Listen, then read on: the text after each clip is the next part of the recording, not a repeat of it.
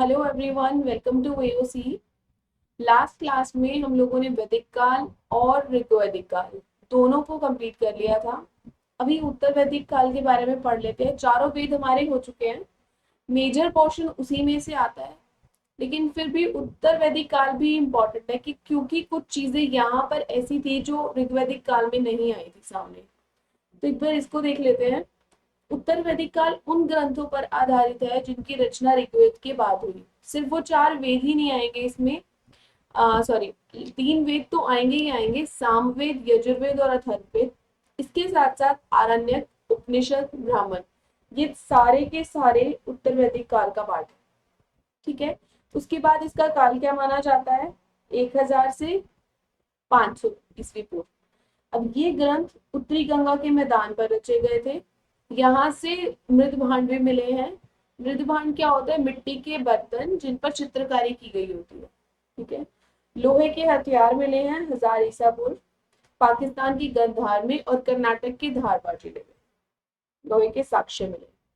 ठीक है। लोहे लोहा 1000 ईस्वी पूर्व मिला है, तो मतलब उत्तर वैदिक काल का पार्ट है। ऋग्वैदिक काल में लोहा नहीं था। ठीक है। उसके बाद है यहाँ के लोगों का मुख्य व्यवसाय अब कृषि बन गया था, और मेन फसलें जो थी चावल और गेहूं थी। लेकिन अगर मैं ऋग्वैदिक काल की बात करूं तो उनका मेन व्यवसाय था पशुपालन करना, सेकेंडरी कृषि था। और जो फसल वहां थी वो जो थी, यहाँ पर चेंज हो गया था सब। ठीक है। और बर्टर सिस्टम क्या था? एक्सचेंज करते थे वो चीजों का, क्योंकि पैसे उस वक्त नहीं थे। तो बर्टर सिस्टम होता था कि किसी ने अपनी कोई चीज और जो किसी ने अपनी कोई चीज, दोनों ने अपनी एक्सचेंज करनी है। ठीक है। उसके बाद आते हैं उत्तर वैदिक काल। अ, आर्यों ने गंगा और यमुना के मैदानी इलाकों में अधिकार कर लिया था। दक्षिण में विदर्भ, पूर्व में यूपी के कौशल तक और उत्तर में विदेह, उत्तरी बिहार में विदेह। मैप के थ्रू देख लेते हैं कि किस किस एरिया तक आर्य फैले थे, क्योंकि ये लोअर पोर्शन में नहीं गए थे, गंगा के नीचे के मैदानों में नहीं गए थे, वहां बहुत ज्यादा बाढ़ आती थी। तो ये लोग ऊपर के मैदानों तक ही थे। तो दक्षिण में विदर्भ तक थे, तो ये विदर्भ है। यूपी के कौशल,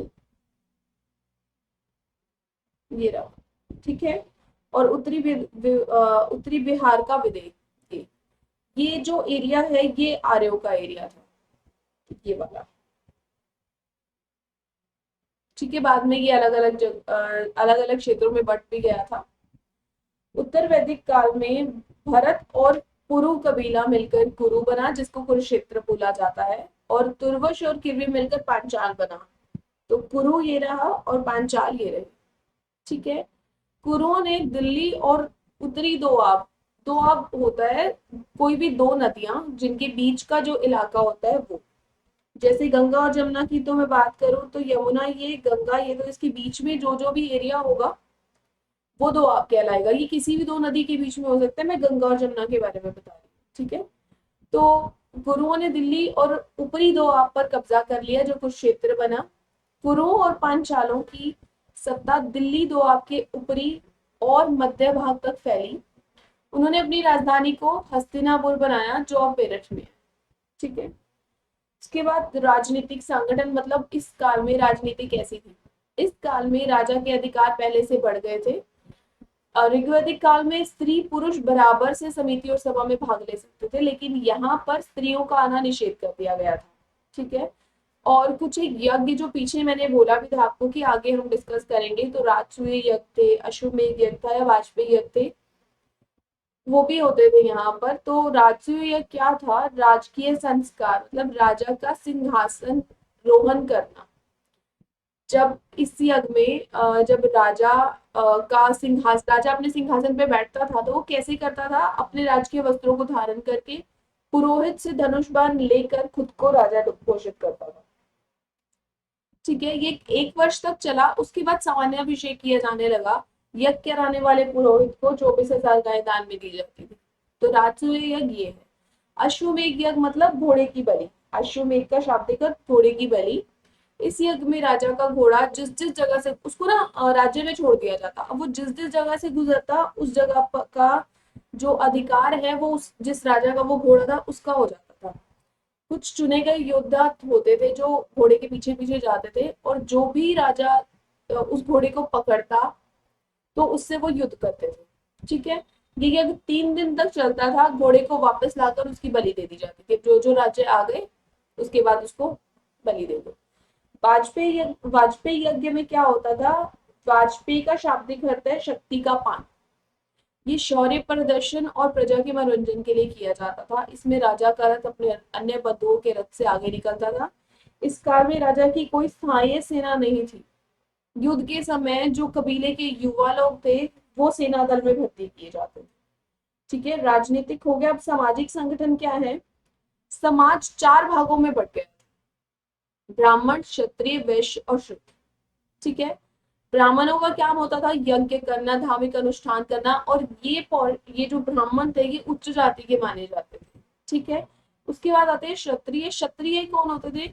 जो शासन करते थे, जो युद्ध करते थे और कर वसूली क्षत्रिय करते थे।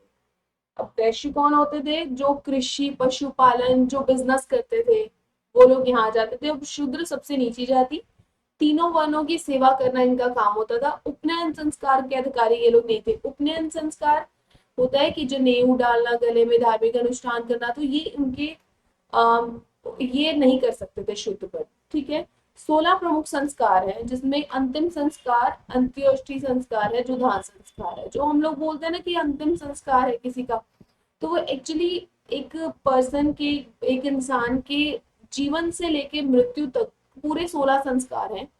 उसका पैदा होना संस्कार 1, उसका विवाह करना संस्कार 14, उसके बाद 50 की उम्र में आप चिंतन के लिए जंगलों में चले जाओ तो वो 15वां संस्कार है। उसके बाद 16वां संस्कार आपका अंतिम संस्कार।